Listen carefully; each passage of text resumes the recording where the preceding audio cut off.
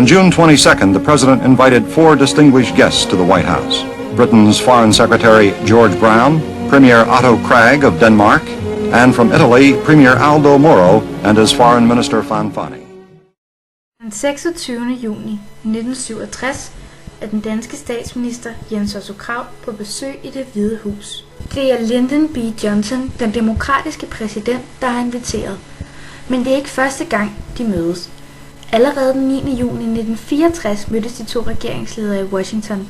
Snakken gik på Sovjetunionen. Den kolde krig raser nemlig stadig i Europa. Og i 1962 oplever man det tætteste på, at den kolde krig bliver varm. Efterfølgende prøver man at skabe bedre kommunikationslinjer mellem Washington og Moskva. Danmark ligger lige imellem. Jens Otto Krag har stor forståelse. Han har tidligere været udenrigsminister og taget sig af netop disse problemstillinger. Men Jens Otto Krag starter allerede sin karriere i 1945. Efter 2. verdenskrig står Socialdemokraterne dårligt. Kommunisterne har været tydelige i modstandskampen, og Socialdemokratiet har behov for at slå igennem. Det er medlemmet Jens Otto Krag, som er med til at skrive valgprogrammet Fremtidens Danmark i 1945. Det handler om at få det danske folk til at se fremad. Jeg vil føre dig til et sted, hvor vi altid kan være sammen, og hvor alle kan være lykkelige, hvis de selv vil. Jeg vil føre dig til fremtidens Danmark, som hvordan vil være, når programmet er gennemført. Det var et økonomisk program, som skulle sikre Danmark en mere økonomisk stabil fremtid. Og programmet blev starten på Jens Otto Krags politiske karriere. Da Hans Hedtofts regering i 1947 blev Jens Otto Krag udnævnt til handelsminister i en alder af blot 33 år. Han var den hidtil yngste minister nogensinde. Langsomt avancerede han videre, blev økonomiminister, og til sidst blev han udenrigsminister i 1958. Danmark stod over for store udfordringer i denne periode. På grund af den danske geografiske placering med Sovjetunionen som en tæt nabo og et venskab med USA, træder Danmark forsigtigt, når det kommer til udenrigspolitiske spørgsmål. Udenrigsministeriet passede Jens Otto Krag godt. Han var en dygtig forhandler, og han var god til at skabe relationer i andre lande. Connection with the attempts to create an open world and, in consequence, an open Europe. It has been suggested that the existing defense organizations, the Warsaw Pact, as well as NATO, be dissolved. In the present circumstances, this is, I think, a bad idea. Danmark har ofte fået tildelt en mæglerrolle i den kolde krig, både på grund af vores tætte samarbejde med USA og vores medlemskab i NATO og senere EF, samt vores konstante kommunikation med Sovjetunionen. Jens Otto Krag holdt derfor både møder i USA med de amerikanske politikere, samtidig med at han mødtes med den sovjetiske generalsekretær. Senere, da Krag er statsminister, rejser Khrushchev til Danmark i 1964. Han befinder sig i Danmark i 2 døgn. Her viser den sovjetiske generalsekretær, at han også er interesseret i et venskab med Danmark. I det danske mødereferat står der: vedrørende spørgsmålet om freden faldt synspunkterne sammen. Han, altså Khrushchev, troede fuldt og fast på, at Krag også var interesseret i opretholdelsen af freden, og at Danmark kunne i Sovjetunionen få en forbundsfælle, der var en mere trofast ven end NATO. Krag er dygtig og sniger sig let udenom emnet. Og Krag er dygtig til at håndtere de udenlandske gæster, grundet hans erfaring som udenrigspolitiker. Men han avancerer endnu et skridt videre. I 1962 må den socialdemokratiske statsminister Viggo Kampmann overlade sit embede til Jens Otto Krag på grund af en længere alvorlig sygdom.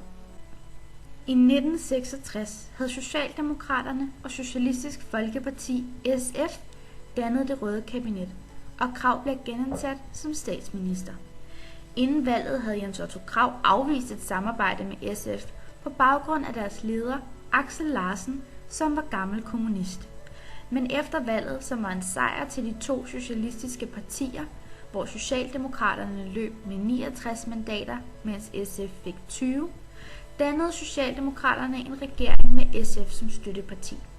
I et interview med Ekstra Bladet om, hvordan han ændrede opfattelse, sagde Jens Otto Krag det berømte citat: man har et standpunkt, til man tager et nyt. Krag havde en vision i udenrigspolitikken. Kun fuld dansk deltagelse i de vestlige landes samarbejde i blandt andet EF kunne skabe økonomisk fremgang til at virkeliggøre velfærdsstaten og give Danmark den tyngde, som det havde brug for i det internationale samarbejde. Hvis Danmark ikke i en situation, hvor England kommer i fællesmarkedet, og sandsynligvis også Norge, følger disse to lande, så vil den danske befolkning komme ud for en meget alvorlig situation med levefodsnedgang, voksende underskud på betalingsbalancen, risiko for arbejdsløshed. I 1968 mister Socialdemokratiet deres position til en ny regering. Det er de radikale Venstre, det konservative Folkeparti og Venstre, som løber af med sejren, og Hilmar Baunsgaard fra de radikale bliver den nye statsminister. Men i 1971 vinder Socialdemokratiet statsministeriet tilbage, og Jens Otto Krag bliver statsminister igen. Et af de store politiske spørgsmål under Jens Otto Krags regering var spørgsmålet, om Danmark skulle tilslutte sig EF, og danskerne er meget opdelt.